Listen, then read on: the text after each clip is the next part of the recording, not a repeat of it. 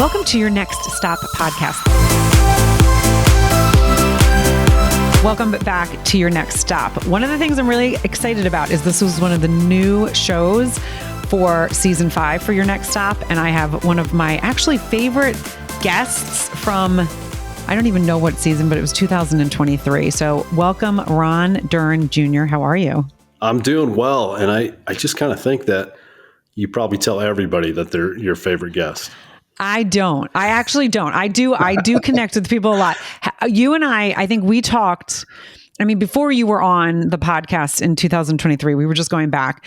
You and I had like that, what I always tell people, I do like that 15-minute where it's like, okay, let's see where we connect. Because I don't even remember where we met, whether it was LinkedIn or Clubhouse or what it was. You know where we met? I interviewed you on my podcast. That's how it started. That is right. So I was first, right? You interviewed me and then I was like, I would love to have you because, you're a professor. There's so much about you, but I loved your story. And when I tell you, I did not listen back to it and I can still talk about a couple things. I know you played baseball at a really high level and we got into like a really interesting conversation about the pivots that happened in that time and what you learned about being an athlete. And I remember just being so fascinated because then getting into you being a professor, also having a podcast, and now you are an author, which totally makes sense. It's the art of forging metal, and it is a blueprint for the evolution of mental toughness and leadership for the shifting world, which I can't think of many people that would be better at explaining it because you are such a real person. And I don't say this to everyone, but you really are a real person, and your story, we talk about the traumas and all these different things. You had stuff that happened in your life, but you also went through it with such an open mind that not a lot of people do. And the fact that you were like, you know what, I really want to put this down on paper, I think is so, it's really you. I appreciate you saying that. Although I'm trying to wrap my head around, what does that mean? I'm a real person. Are there people out there that are unreal? I get what you're saying though. And, one of the things I like to say is because I work in academia, I work at the University of Colorado and almost all my colleagues have those fancy, those 3 letters after their name that everybody's enamored with. You can hear a little bit of maybe it's jealousy that I have. I don't have those 3 letters, PhD, right?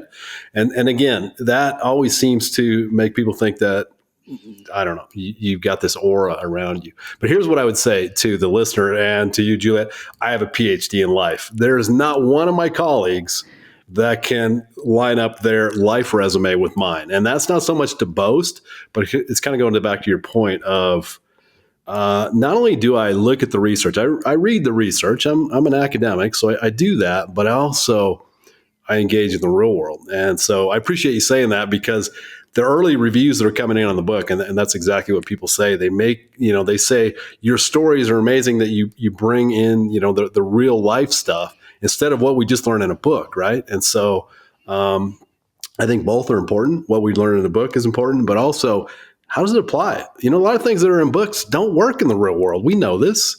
And so I think that's where the real side comes in. So I appreciate you saying that, although I did make a little bit of fun of it.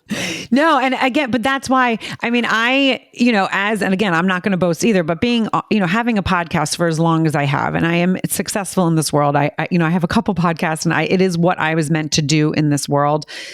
I get approached all the time about doing things. And I actually saw you putting out your book. And I said, Ron, I would love to have you back on because I know just talking to you and being on your podcast and the stuff that you put out there in the world, your message, this book is going to be incredible. And I want to be able to, let my listeners know about it because it is one of those things. And you sent me, the PDF, you know that I'm dyslexic. So I read through some of it and then I was like, okay, I don't want to read too much because I also want, and I wasn't going to be able to read it in the time. Let's call a spade a spade. But I got chills and I did find myself like, being able to escape in this and getting really like the chills and then pumped up and being like, okay, this is exciting. And this is, I figured it was going to be that. And that's why I did approach you. So I do want people to know LinkedIn is really where you live the most. I mean, again, you're in academia, Yes. but that is the place that you live the most. They can find the book. I mean, Amazon, really, anywhere, really everywhere. everywhere. Barnes and Noble, Amazon. I mean, all the places you'd normally look for books. Yes. And one of the things that we were talking about right before, again, if you guys want to know all of Ron's story, you can go back and listen to episode 167. But with the new format that I'm kind of doing, I said it was kind of loosely because, of course, I'm not someone that's like, okay, let's follow the rules here. I mean, I don't really follow any rules, to be frank. But I wanted to give people this little insight. And that's why I was also excited that you were going to be one of the first guests for season 5, because you and I just have great conversation. I mean, I could sit really and talk to you for weeks and months, and I don't think we would not have anything to say, which again is a beautiful thing.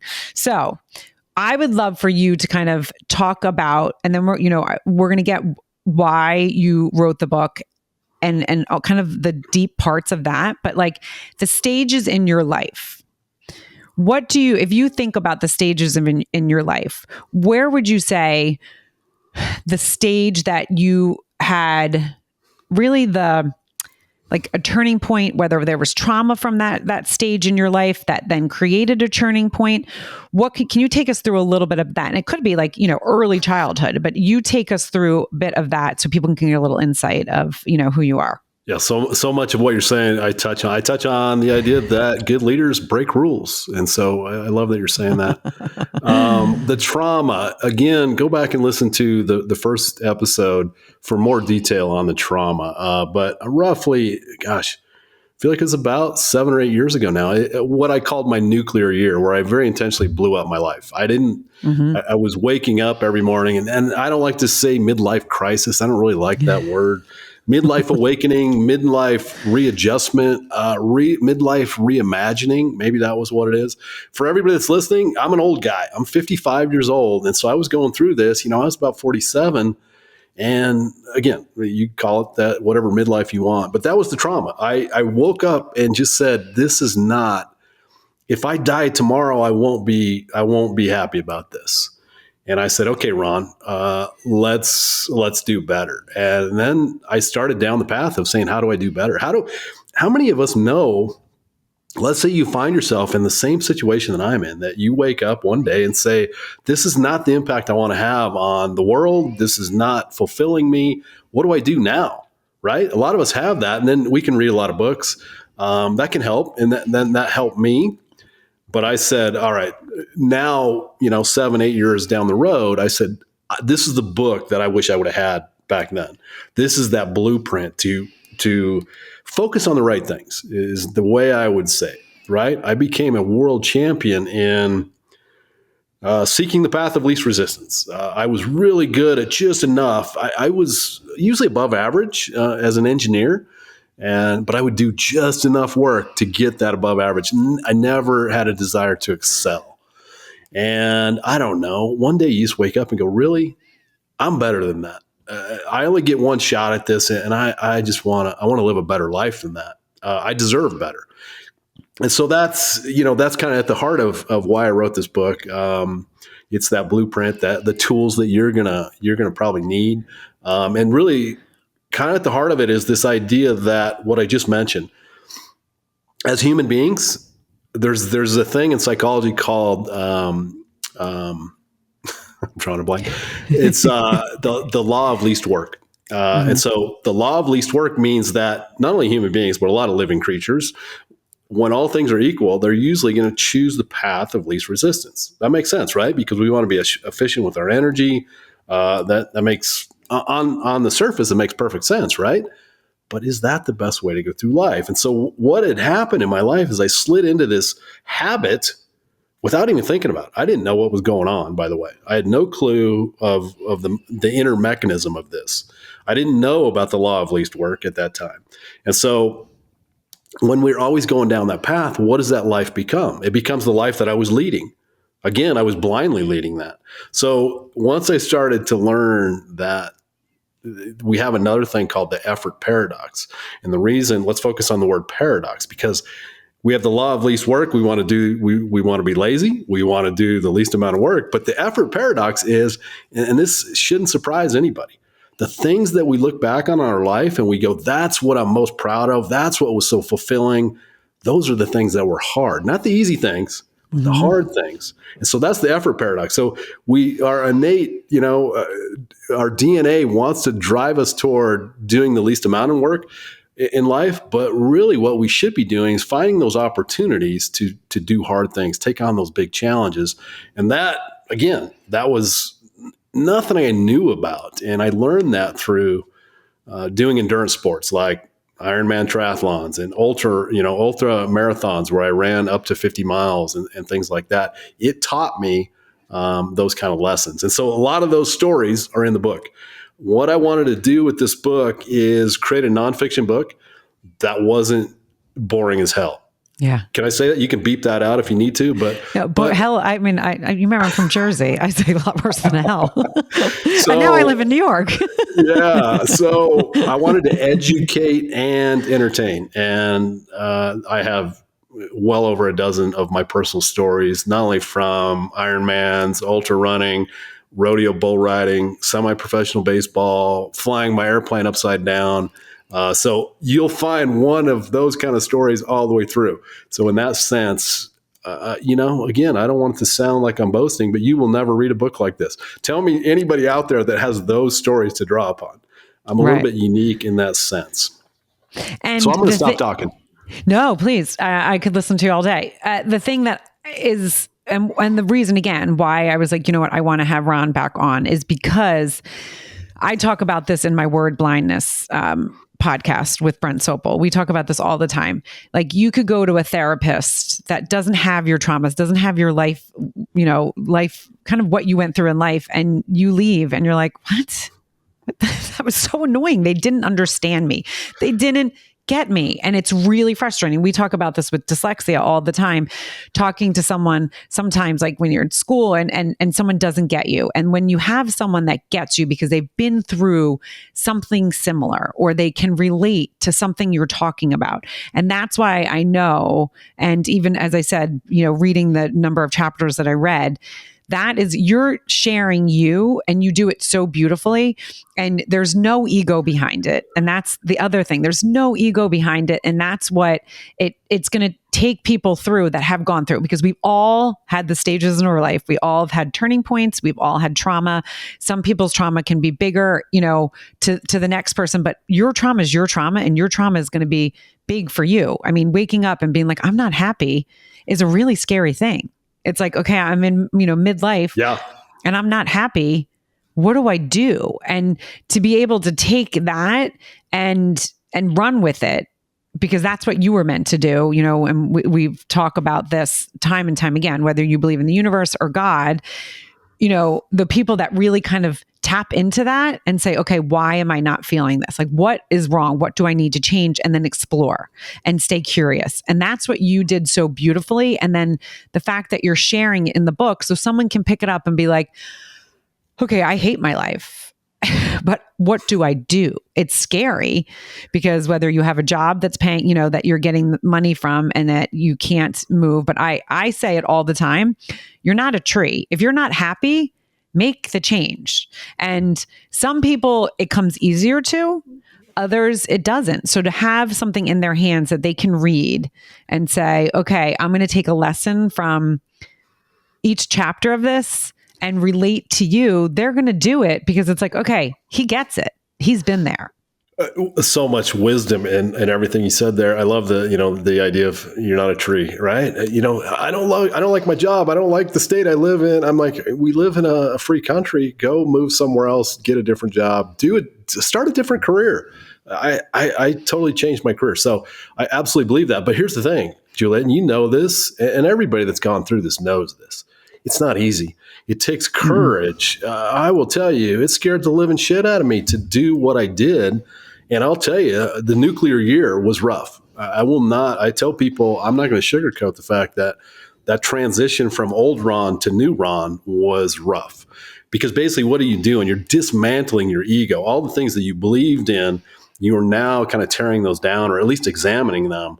And your ego doesn't like that. Your ego is going to fight you and resist that because that's all it knows. And so that's hard. And so let's just acknowledge, if you're scared, that's number one, that's good. I have a chapter in the book where I talk about fear.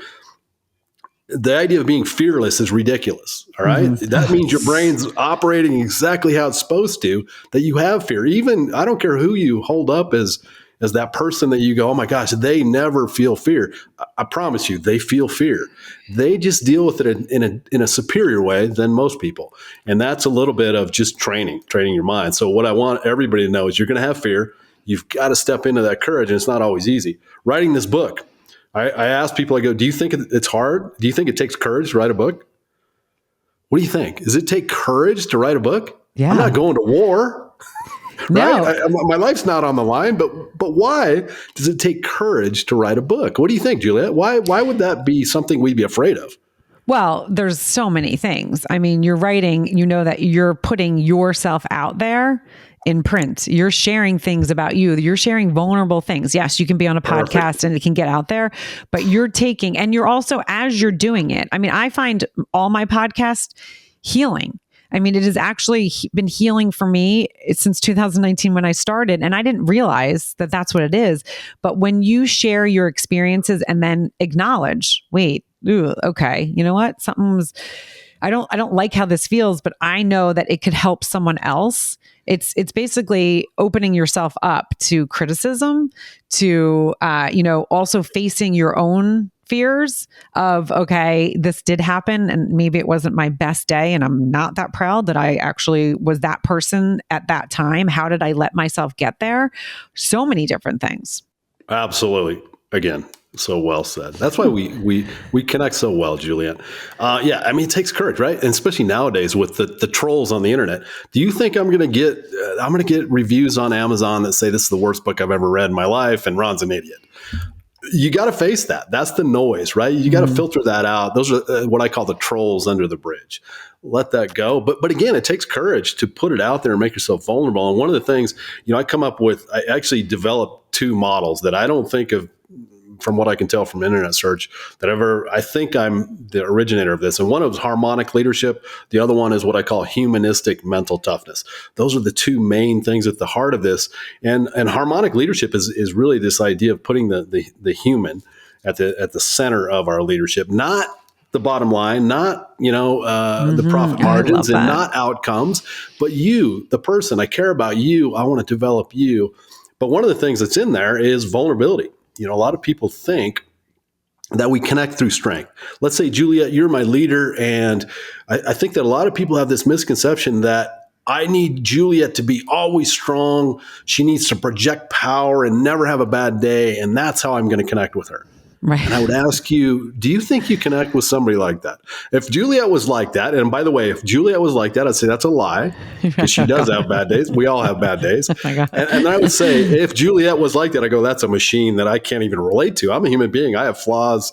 I fail. I have bad days. And if Juliet never has those, how can I relate to that? And so I think that people don't realize that we connect through vulnerability and actually through that weakness. When Juliet says, "Oh my God, I'm getting crushed today.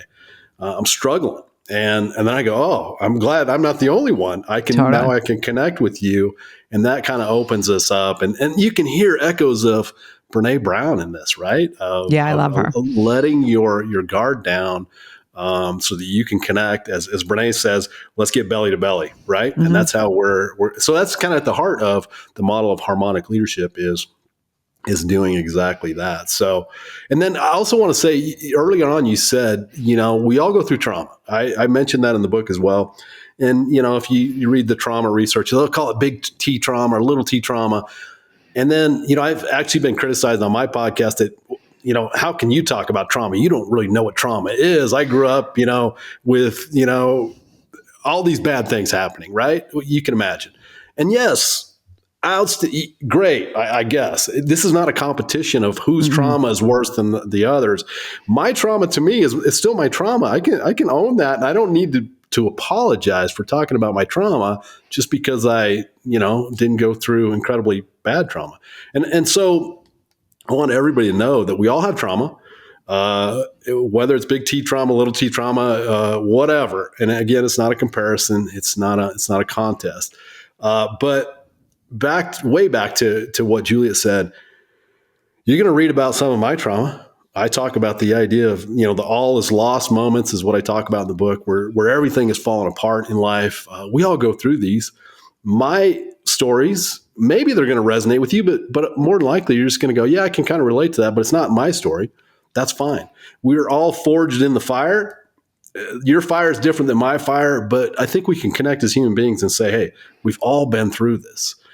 Trauma is universal to human beings, and we don't get through this life without facing it. And so what do we do with it, right? What do we do with that trauma? How do we interpret it? And we can go a couple different ways with that, right? We can go with post-traumatic growth, where we actually grow from that trauma, or a lot of times PTSD, where we suffer. Now, one of the things that I learned on my podcast was we can have PTSD and PTG. Mm-hmm. They're not polar opposites in the sense of a lot of times people go through PTSD before they go through PTG. But really, I think at the end of the day, and that's kind of at the heart of my book too, I don't mention those words in the book, but that's kind of in there of let's grow from that adversity, that trauma that we faced. And it's not easy. And some of those scars will always carry with us. But at the end of the day, can we grow from that? And I absolutely believe we can. Mm-hmm. I love that. And again, when talking about the trolls, those people are the people that are insecure and probably need your book. And actually it touched a chord. So they're going to be negative because it is like, oh, I don't feel like dealing with that. And then when people talk about their traumas and someone's like, well, your trauma doesn't matter because it's not, I have horrific things happen. I always say to that, those people also haven't gone through the healing process because, as I said, your trauma is your trauma, and your trauma is as big as someone else's trauma, even if it's not as big in the vocabulary or the image of it. It's still your own trauma, and how you deal with it and face it and get to the other side of it, as you said, is going to help with the growth. Can you share a little bit of some of the obstacles that came about first in, when you really were realizing, okay, in your midlife, I need to make changes? Like, can you think of one huge obstacle that you kind of kept butting your head against? And it was like, how do I get past that? Yeah. I mean, I think the biggest one was I was working for a company that was a top 5 company in the nation for best places to work. I was paid a nice 6-figure salary. I had the nice house, the nice car. I had all these material things. And when I decided I wanted to make that change in my life, I go, this isn't fulfilling to me. Being an engineer was not fulfilling to me. And I decided I love teaching. And so I started to explore that option. But here's the thing. When I started saying, okay, maybe I was doing some part-time teaching at the university, and I said, why don't I do this full time? And then I looked at the salary, and it was 50% less than what I was making. And I remember when I first thought about it, I just laughed. I go, there's no way I can live on 50% less money than I am now. I'm spending all the money I have now. And there's a lesson in that too. But the more money we make, the more we want to spend. But again, so I think that was the biggest obstacle is how do I walk away from my 3-bedroom house, all of the material things I had, to say, can I embrace a life where I make half as much money? Will I be happier that way? I think that was the hardest thing to do, was to walk away from the money and the material things. And oh, by the way, I figured out how to do it. I learned how to live simpler. I learned that wants and needs are very different. What I thought I needed was truly not the case. Now, I wouldn't say that first year was easy. Again, transitioning to half your salary was not easy. And there were some things that I missed, but I'm about 10 times happier now. Now, my salary's coming back up to where it was, but that was a rebuild process. Mm-hmm. But I like to say there's more than one way to measure wealth. It's not just money. All right. I have time freedom now that I never had before. That to me is worth about $500,000 a year. Really, truly, to do the things I want to do, follow my passions, talk to you on a podcast at 9:00 in the morning on a Friday. If I was an engineer, I couldn't even do this. And so I have this. And so for all of us, people listening, I think a lot of people think that wealth is always about the material things and the money that you make, and it's so not that case. So I think that was the hardest obstacle I got over, was how do I walk away from that and maybe redefine what I thought about material things and money. What I thought I Yeah. needed was not the same.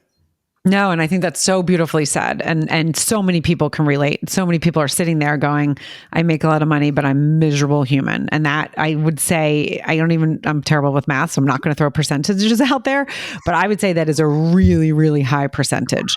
So I love that you kind of embraced it, and we're like, that's another thing people can learn from you. Like, okay, here's things that you can do.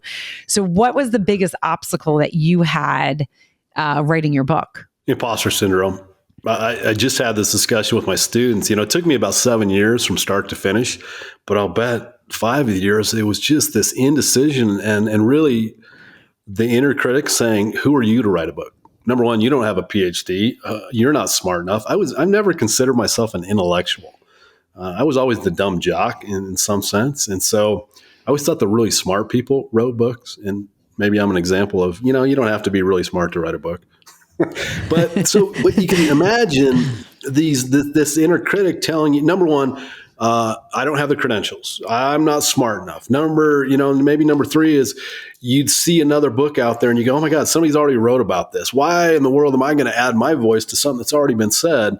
All of these things are pulling against you to say, go back to sitting on the couch, be safe. People are going to laugh at you. I mean, you can imagine this inner critic with all of this trying to hold you back. Why is the inner critic doing that, by the way? It wants you to stay safe. Your inner critic, it's like a small child that's just trying to protect you from bad things. And it thinks if you put yourself out there in that scary world, something bad's going to happen. And so I always like to say, your inner critic, you don't want to get angry with your inner critic. Just treat it with kindness and respect and say, I hear you. I know you're looking out for me, but I got this. All right. And by the way, I learned much of how to talk to my inner critic. When you run 50 miles at the pace that I run, you run for about 14 hours. And I remember somebody asking me, do you get bored 14 hours of running? And I go, are you crazy? Of course I do. 14 hours just locked in your head, and your inner critic is going at you for 14 hours. And so you get really good at managing that inner critic. And one of the things that I learned, the more energy you give, the more you argue with your inner critic, the more it's just going to energize it. And it'll just become a battle. And what you do is you be accepting of it. You say, I got this. Be calm, be kind. And it, like a small child, it will quiet down. It won't go away completely, but it'll quiet down. So as I wrote the book, much of that stuff that I learned in ultra running came to the fore, where I said, okay, I know how this works. But so 7 years of writing the book, about the last year and a half, I finally just shed this idea that I'm an imposter. But much of that was just indecision, indecisiveness. And so even though I know about these things, it still paralyzed me. I couldn't put words on the page because of all the things I just mentioned. And once I kind of let that go, and hopefully it doesn't take you as long to do that, listener, but maybe you can learn from me and do it quicker than it. I promise you the second book, and there will be a second book, will go much faster because I've stepped through that, right? And that's kind of, I always like to think of like fear. For people that are old like me, you remember the movie Ghost with Patrick Swayze and Demi Moore? Yeah. And so Patrick Swayze is the ghost, right? And he's finally learning that he can walk through doors. And if you remember, there's a scene where he's doing it the first time. He doesn't know what to do, right? He's like, I'm gonna run into the door and fall down. But finally, he has the faith to try to walk through the door, and he goes right through it, right, like a ghost would.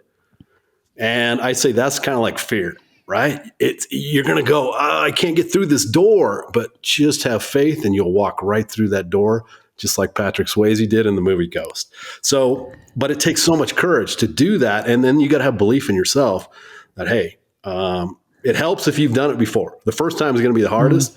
When you do it 5, 10, 15 times, it gets easier because you know this is the drill. This is how it's going to work. And you know what it looks like on the other side of the door. And so that faith will carry you through. So a lot of imposter syndrome with the book to wrap that long-winded answer up. No, that's perfect. And so was there like when you were doing it, and as you said, it took you 7 years. I mean, that's, again, one of those things, now that you finished it, that's like, you have to say, yeah, it took me 7 years, right? It doesn't always feel good, but it's like, I got it done. But then you could go back and beat yourself up and be like, yeah, but it took me 7 years. And you have to not do that, right? You have to teach yourself to be like, no, I did it. And that's what I'm proud of, and hang your hat on the accomplishment, not the process that maybe was messy, because everyone has a messy process to get to things that we're supposed to do, especially when we have this resistance. So was there a pivotal moment that in that last year and a half that you were like, I just have to do it? Or was it kind of everything that you said? It was kind of a whole kind of mosh pit of things that happened? Or can you think of, yeah, this actually happened and it was like, you're done and you never went back in that year and a half? Oh, I'm smiling. As I was writing the book, I was absolutely infatuated with the TV show Ted Lasso. Oh, I love Ted Lasso. Yes. I almost want to apologize. I'm almost ashamed to say I've watched all 3 episodes 3 times all the way through. And being a leadership professor, being a leadership professor, I look at every episode and go, oh my gosh, look at all the lessons of leadership in this. And so as I was watching the show, and I'm cranking along on the book, and one day it just kind of popped in my head. I'm like, oh my gosh, Ron, what you're describing with harmonic leadership sounds a lot like what in the show they call it the Lasso way. Mm-hmm. This is Ted Lasso's leadership style. And I go, wow, it's like a light bulb moment where I'm like, I'm writing about Ted Lasso's leadership style. And I went back and I did some kind of analysis where I said, well, let me look at, how he leads, and does it line up with what I'm proposing? And it did. And it's just kind of amazing. So that's a good, if you're a Ted Lasso fan and you go, what's harmonic leadership? That's a good role model right there. And so where am I going with this? Going back to your question, I think, the big theme, if you haven't seen Ted Lasso, the big theme of Ted Lasso is believe. In the locker room, they have the sign that says believe. Mm-hmm. It's not only believing in yourself, but believing in those that you're leading, your team. And so that's really the overall theme of the show. And I think that you said, well, what was it that was kind of that breakthrough? I finally started to believe in myself. And maybe that was Ted Lasso influence. I don't know, but it finally broke through. So that was one thing. And the other thing, I'm going to be a little bit vulnerable here. I went through a breakup. I was dating somebody, and it was kind of a painful breakup. And, you see songwriters and authors that when they're going through a painful breakup, it just pours out of them, right? Mm-hmm. And I think that was another catalyst. I went through that breakup and I was writing like crazy because it was almost like that was my therapy to write. And so that, again, that accelerated. I would say that believing in myself was probably the start of that process. And then that breakup was like throwing gasoline on the fire, and I was writing like crazy. And that I sprinted to the finish line with those 2 things. And so again, going back to what you said, it took me 7 years. I absolutely, there's part of me that wishes it would have went sooner, but there's so much of me that is so grateful that it took me 7 years, and all the things I learned along the way that fundamentally changed who I am. I look at life differently because of that 7 years. And one of the things I talk about in the book, it's cliche, but how many people really do this is enjoy the journey, right? Mm-hmm. We're always thinking about that finish line, and that finish line's great. But what I talk about in the book is, let's say it's a 7-year journey, and the finish line is, let's say that's one day of the 7 years. What about the other 6 years in 11 months and 29 days, right? Is that throwaway? Is that a time to be miserable? Is that a time that we can't, savor and cherish? I mean, of course, if you end up at the end of your life looking at it that way, there's not much fulfillment there, right? So the fulfillment comes in that hard work. And that's, again, at the heart of the book is that hard work, that hardship that you go through to finally get to the finish line is the beauty of life. And I think that in today's modern society, we're missing that lesson. We forgot that lesson. I think a lot of people know that lesson intuitively, but we're forgetting that that's where the beauty of life is. One of the things I mentioned, I did a talk once where I talked about this idea. Everybody says starting is the hardest part, right? Starting is the hardest part. Cliche. It's all over the internet memes and whatever. Starting is the hard part. What do you think? Is starting the hardest part? I absolutely disagree. Starting is not the hardest part. And the reason I say that is finishing is the hardest part. And if you still don't believe me because you've read that meme so many times that you believe it, you go, starting is the hardest part, Ron. I go, BS, because you know why? I have statistics to back that up. Let me ask you this. In any endeavor in life, are there more starters or more finishers? Yeah, so many people start and don't finish. Exactly. You're always never going to be, very rarely will ever be 100% of the starters finish in anything that's going to be hard. So again, be a finisher. And so back to what you were saying, is 7-year journey. I'll tell you what, when I finally held that book in my hand, this book right here, when I held that book in my hand, that was the finish line that nobody will ever take that away from me. That 7-year journey, getting to the finish line was the most important thing to me by far. Now, again, I enjoyed the journey. I'm not saying it was always fun. It was not always enjoyable, but that's the part of doing hard things. We've got to embrace the idea that sometimes it's going to suck. Yeah. And one of the things that I love, and I think so many people, why life gets stale and people get stuck is because they want to know what the finish is, right? You write a book, you finish, you start it, you have to finish it, right? Unless you're you're writing, novels and novels and novels. If it's like whatever.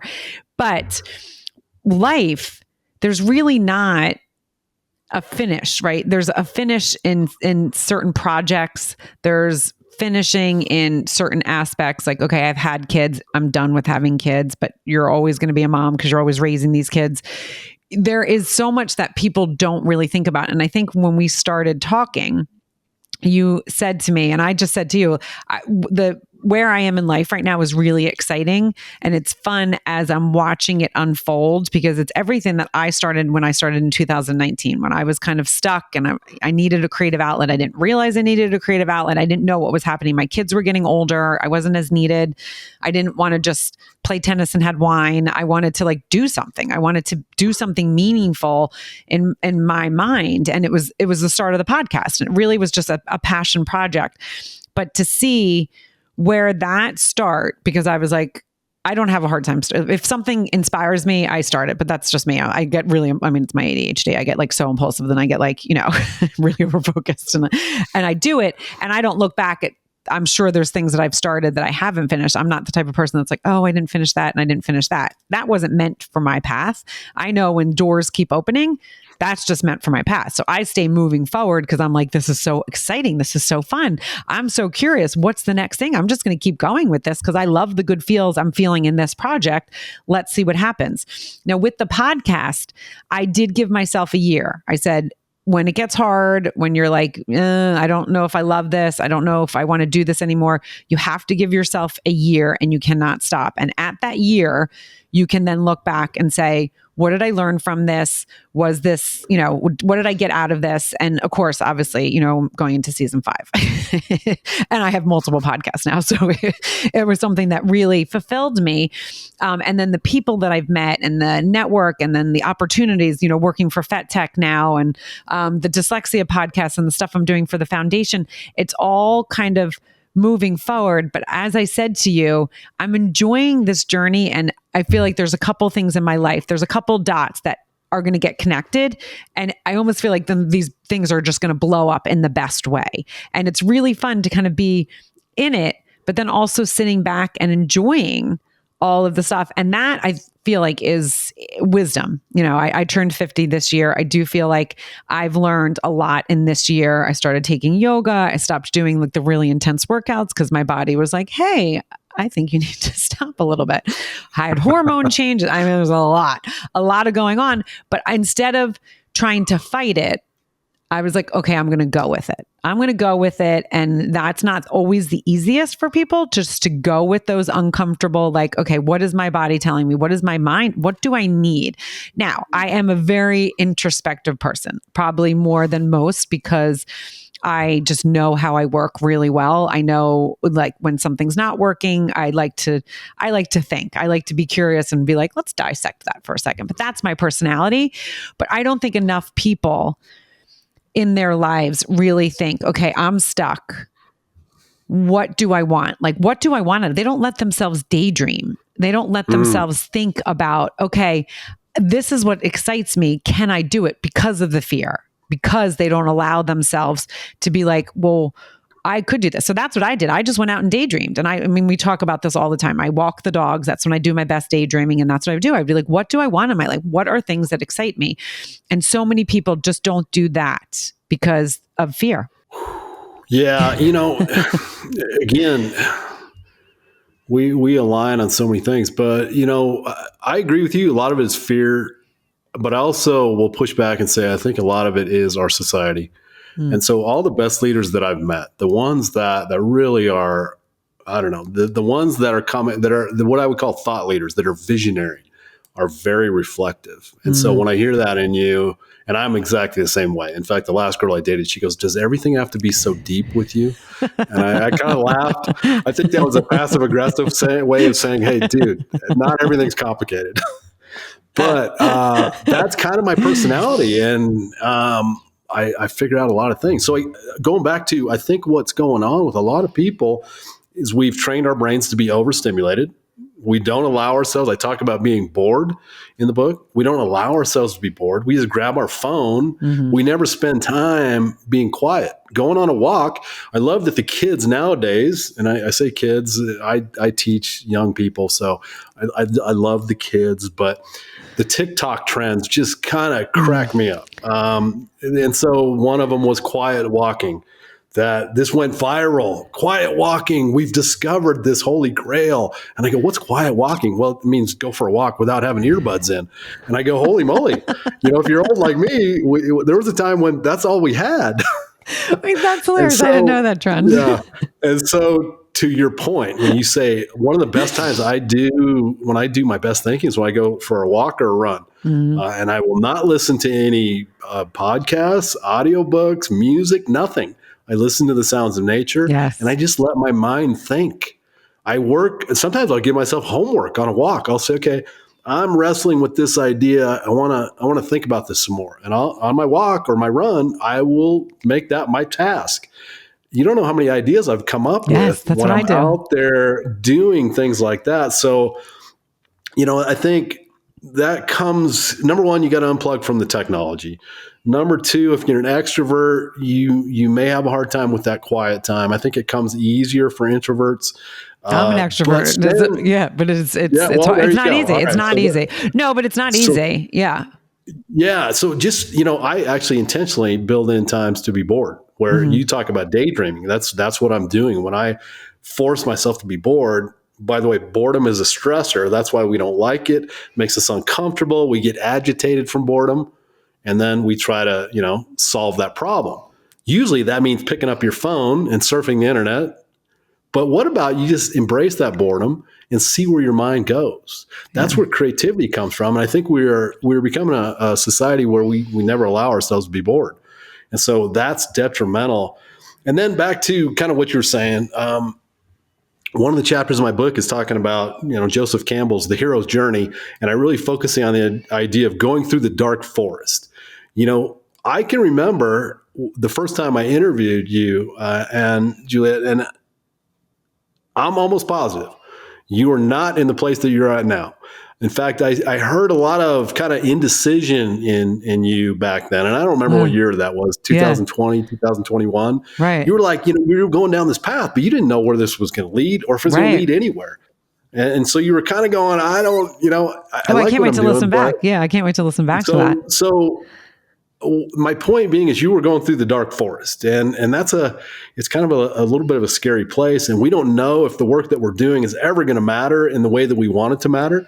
Maybe that's money. Maybe it's other ways of maybe impacting, humankind. But whatever it is for you, if you're an entrepreneur, you're writing a book, whatever it is that you're doing, that you put yourself out there, there's no guarantee that it's going to pay off in any way. Okay. Right. That is part of getting through the dark forest. And so when you said, I'm going to give myself a year, that was your dark forest. You're going to say, I'm going to go through the dark forest. I know it's not always going to be fun. I'm going to have times when I want to quit, on and on it goes. But you made the commitment to say, I'm going to get to that finish line. And that finish line for you was a year. And so I encourage everybody to not only know that you're going into the dark forest, know that the inner critic is going to try to get you to quit because it's going to be uncomfortable. But commit to saying, I'm going to take this to the end. And then maybe it'll pay off, maybe it won't, but that's life. We don't know. There's no guarantees in life. And so I don't know, 20 people might buy my book. But that wasn't really I went down that journey knowing that that wasn't a success metric for me. I hope that it changes people's lives, but how many books it sells out of my control. And so I'm not gonna worry about that. But again, you need to kind of define what those metrics are for you. Why are you doing this? And then stick it out to the end. Again, be a finisher. And so then you can reevaluate. I think that's a great tactic. Spend a certain amount of time and say, I'm going to stick it out till now. And then here's the thing. You can quit. Winners never quit. Retire it. I always say, if it's not meant for you, but you gave it you gave it everything. Sure. And you're like, okay, Absolutely. This is not my path. I'm going to put that on the shelf. Yes. And I'm going to look at that and be like, I learned something here, because the quit, I think and again, I know what you're saying, but quit to me is like a negative, oh, I quit. And it's like a negative feeling. It's more of like, I gave that. Yes, you start something like podcasters, right? That do 5 episodes and they've wanted to do it forever. And then they don't do it because they realize they don't like it. You're going to go anything in life. You're going to find the things that you don't like. And when things get hard is when you do not quit, right? There could be something on the other side of that and you have to work through it. So perfectly said. Here's where I was going with that is winners never quit is a bunch of BS. If you don't like the word quit, call it pivot, whatever you want to, quit. Does that mean I'm going to curl up in a ball and lay in the corner and just quit on life? No, that's not really what it means. But this idea that winners never quit, I think is ridiculous. Winners quit and they're smart about it. And so again, at the end of that, and again, use the word that feels good to you. If it's pivot, you don't like the word quit, fine. But the idea that we continue down a path that we know is not leading anywhere good is not smart. It's just not. Right. And a lot of people look at that as that's mental toughness. And again, that's part of what I talk about in the book is no, part of mental toughness is knowing when it's time to retire. Yes. It's time to say, this is not going where I thought it was. Now, what I say is we're going to quit very rarely. Right? There's going to be very, small percentage of the time where we quit. There's a good reason to quit. My coach would call it a legit quit as opposed to a shit quit. I love that. Legit quit or a shit quit. The shit quit is we quit because it gets hard, because it's no longer fun. And so as Juliet said earlier, is you don't quit because it gets hard. If you're still committed to the mission, don't quit because it gets hard. If the mission changes, maybe then we quit, but that's a different discussion. So, definitely maybe another thing that's a little bit counter. I do believe that there's a time and a place to retire, pivot, quit, whatever word you want to use. Yes. I want you to hold the book up again. Everyone can find it. They can follow you on LinkedIn to really find up. Here is The Art of Forging Metal by Ron Duren Jr. You guys do not want to miss this. Get it and review it. I mean, that's one of the things that people sometimes forget, even with podcasts. You review because that's what gets us out there more. It's what those fun little algorithms do. But if you enjoy what you're doing, reach out to Ron, let him know. And Ron, it's always a pleasure to have you on your next stop. Yeah, thank you. I appreciate you saying that. Reviews are wonderful. And let me throw this out here. I'm going to do this right here on the air. If you buy this book, and again, you're going, hey, this is a first-time author. I don't know who this guy is. Why should I take a chance on him? He doesn't have those 3 magic letters, right? Read this book, buy this book, read this book. If you don't find that you got the value out of it, that you paid for it, email me and I'll send you your money back. How's that? I love that. You hear it here first. I believe this is a good book. And the early reviews that I've had, one of my friends said it made her cry.